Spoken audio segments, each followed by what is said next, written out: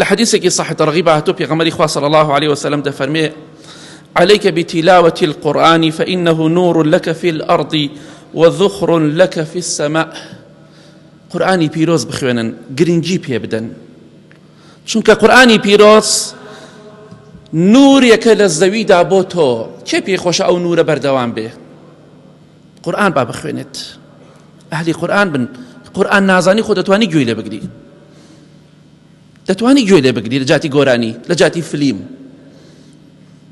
قرآن بخوانن چونك او قرآن بيروزن نور يك بو ايوه للزويدا وذخيريك وتيشويك شل آسمان وبهشت بو ايوه جاءك بيت خوش لدنيا دا نور يك تهبي قرآن بخوانن جوی لقرآن بگره اگه پیت خوش لآسمان تویشویک و ذخیرهکت هبیه لقیامت و لبهشتا قرآن بخوینه لبیری مکه.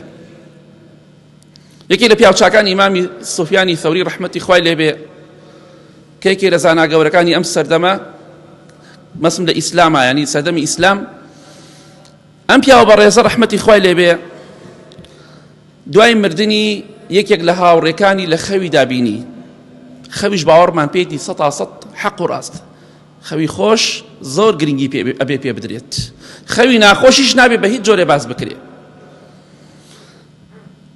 دەڵێ ئیمامی سۆفیانی ثەوری بینی ڕەحمەتی خوای لێبێ لە بەهەشتا بە باڵی هەبوو دەفڕی چونکە ڕۆحی ئیماندار پێغەمبەری خوا فەرموویە صلی الله عليه وسلم لەسەر شکل و شێوەی باڵندەیەکی سەوزە لە دارەکانی بەهەشتایە بۆ خۆی لە دارەکانی بەهەشت بەروبوومەکەیان دەخوا و کانیاوەکانی بەهەشتا ئاو دەخواتەوە ڕووبارەکان و کانیاوەکان.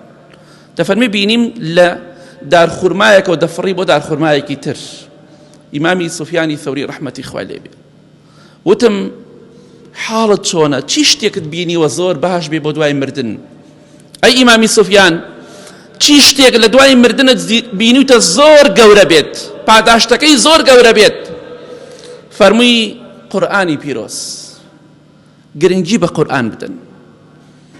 والله لە دوای مردنتان دەزانن قورئانی پیرۆز چەندێک گرنگە. بۆیە فەرمووی ئەمە ئامۆژگاری ئەو پیاوە بەڕێزەیە لە دوای مردنی فەرمووی هیچ شتێکم نەبینیەوە بەقەد قورئانی پیرۆز گەورە بێت. کەواتە قورئان بخوێنە با زەخیرەیەکت بۆ قیامەت هەبێ گوێی لێ بگرە